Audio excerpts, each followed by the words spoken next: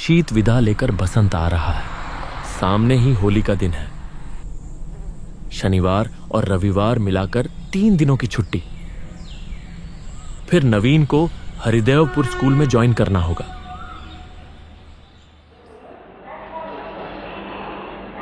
नौकरी का पत्र हाथ में मिलते ही अगले दिन सुबह शियालदह से ट्रेन पकड़कर नवीन हरिदेवपुर पहुंचा।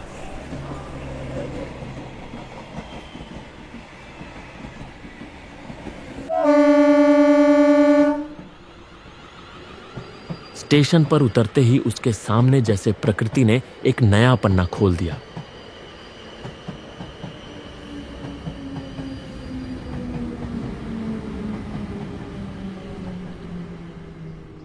चारों ओर फैले धान के खेत, जिन पर अब भी सर्दी की छाप बाकी थी।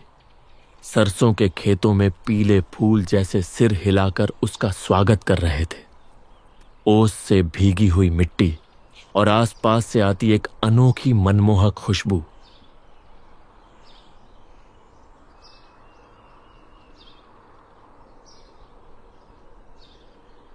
नवीन ने कुछ लोगों से रास्ता पूछकर स्कूल की ओर कदम बढ़ाए।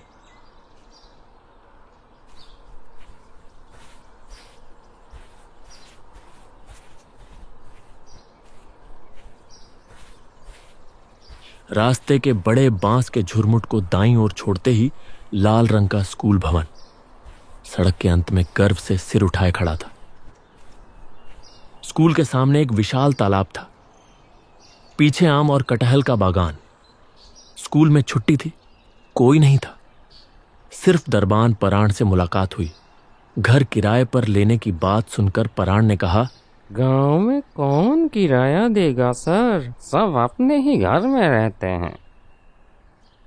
नवीन के सिर पर जैसे पहाड़ टूट पड़ा। इस छोटे से गांव में अब वह कहां जाएगा? बड़ी मुश्किल से मिली सरकारी नौकरी छोड़ना भी नामुमकिन था। नवीन दोपहर तक गांव की गलियों में भटकता रहा।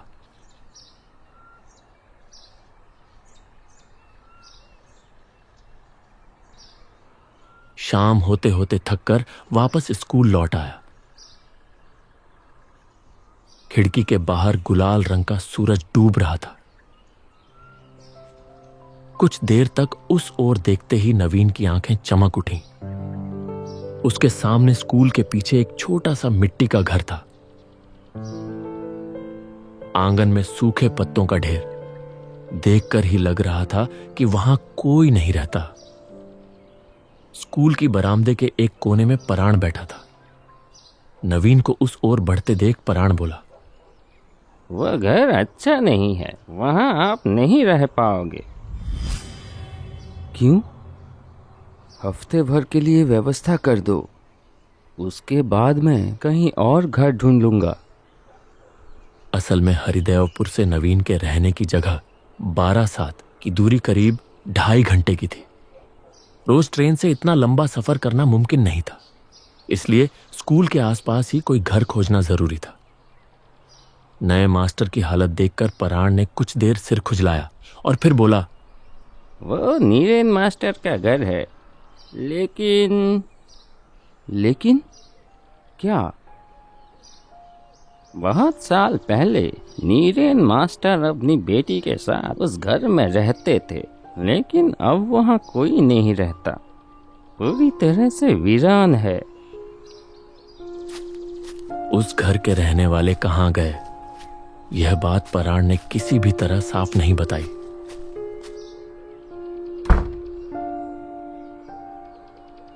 घर गंदा था लेकिन रहने लायक था। अंदर एक खाट, एक टेबल और दीवार पर नीरेन मास्टर की बेटी की एक बड़ी सी जड़ी हुई तस्वीर टंगी थी। पराण उस तस्वीर की ओर देखते हुए बोला, सर, इस तस्वीर को मत निकालिएगा, मास्टर जी ने बड़े शौक से बनवाया था।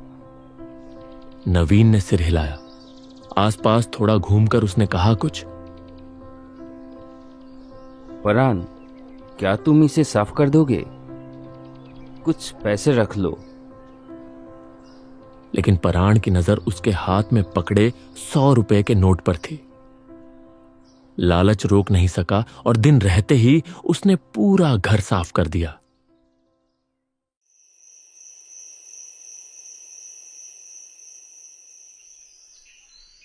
अगली सुबह नवीन अपना बैग लेकर हरिदेवपुर आ गया।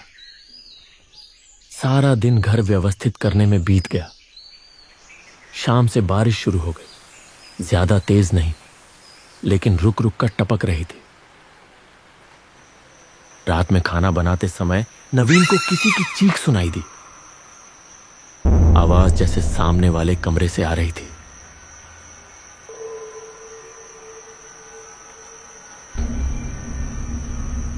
नवीन धीरे धीरे आगे बढ़ा।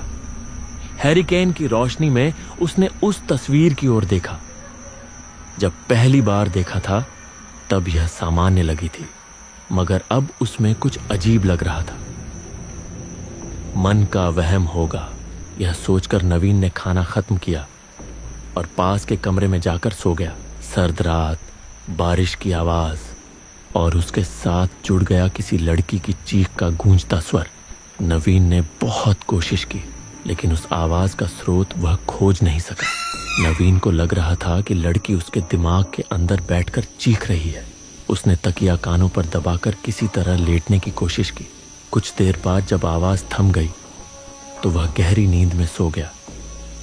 अचानक एक अजीब घुटन और बेचैनी से उसकी आंखें खुल गईं। उसे महसूस हुआ कि खिड़की के पीछे से कोई खुरचने जैसी आवाज कर रहा है।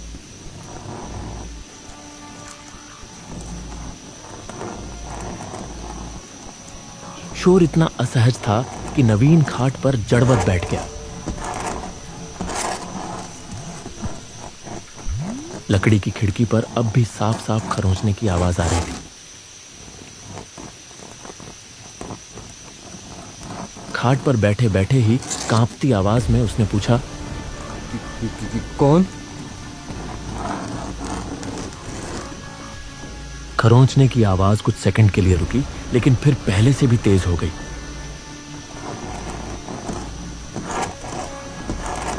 नवीन अब और सहन नहीं कर सका। उसने हैरिकेन की लौ तेज की और दोनों हाथों से खिड़की के पल्ले खोल दिए। उसी क्षण बारिश से भीगी ठंडी हवा कमरे में भर गई।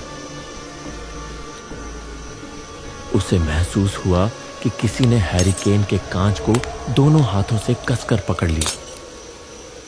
कांच चटकने की तीखी आवाज के साथ ही रोशनी बुझ गई और घना घुप अंधकार उसे निगलने लगा। बाहर भी घना ठोस अंधकार पसरा था। उन काली परछाइयों में पेड़ों की आकृतियां ऐसी लग रही थीं मानो कई लोग रणभूषा पहनकर उसके कमरे की ओर टकटकी लगाए खड़े हों। खिड़की खुलते ही खरोंचने की आवाज बंद हो गई थी। नवीन ने तुरंत टॉर्च उठाई और खिड़की के बाहर रोशनी डाली। घर के कोने में खजूर के पेड़ के नीचे कोई सिकुड़ कर बैठा था।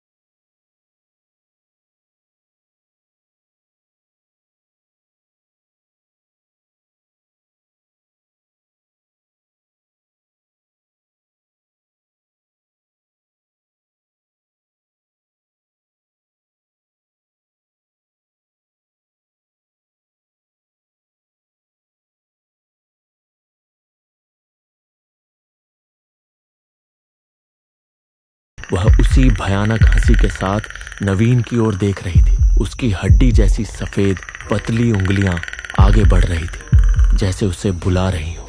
नवीन अब और बर्दाश्त नहीं कर सका। उसने झट से दरवाजा खोला और बदहवास भागता हुआ बाहर निकला।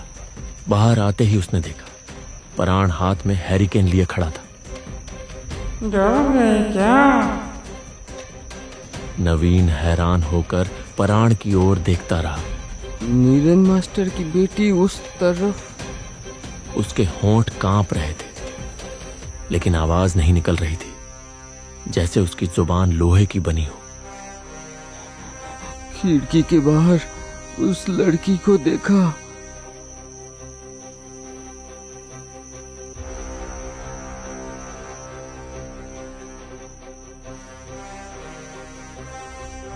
वही चीख फिर से गूंज उठी, एक तीखी, भयावह लेकिन असंबद्ध चीख जिसमें कोई साफ शब्द नहीं थे। पराण अब और करीब आया। उसने अपना चेहरा नवीन के एकदम पास लाकर गहरी सर्द आवाज में पूछा,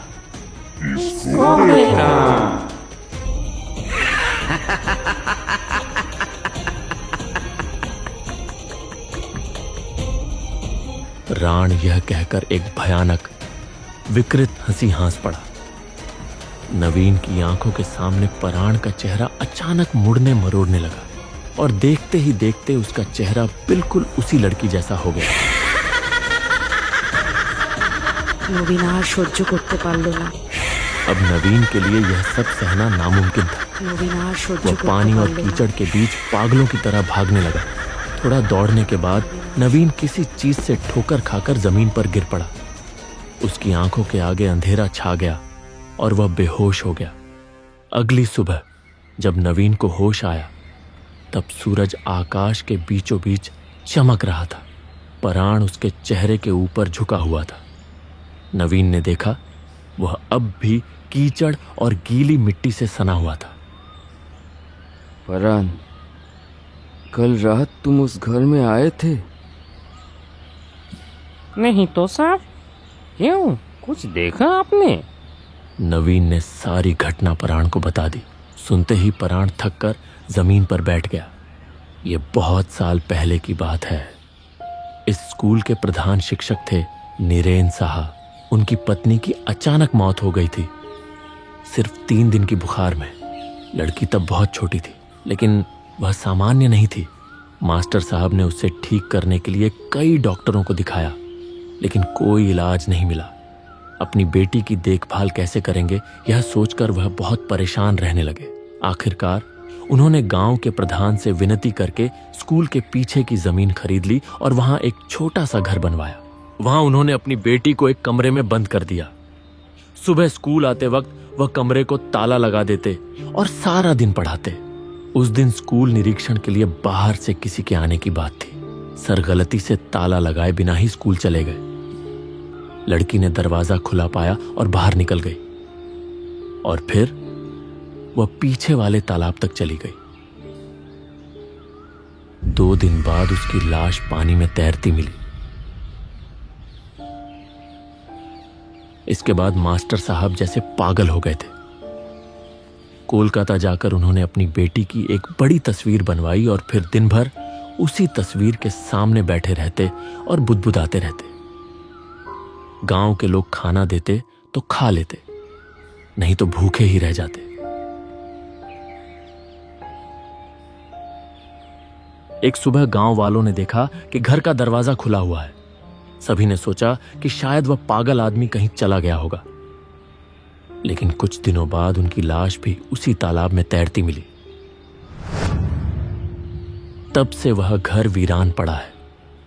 गांव के मुखिया ने एक बार उस घर पर कब्जा करने की कोशिश की, लेकिन वह भी असफल रहे। नवीन धीरे धीरे उठकर खड़ा हुआ। सुबह की हल्की धूप में उसने देखा बरामदे में एक वृद्ध बैठे हुए हैं। उनकी गोद में वही लड़की सिर रखकर सोई है। अब उसके चेहरे पर कोई विकृति नहीं थी। वह पूरी तरह शांत और निश्चिंत थी। नवीन बुदबुदाया, आप लोग अच्छे से रहिए।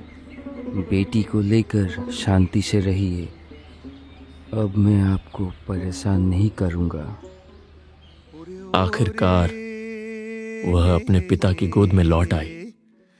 आज भी बाप बेटी की यादें समेटे वह तस्वीर उसी घर में टंगी है। वहां कोई नहीं रहता।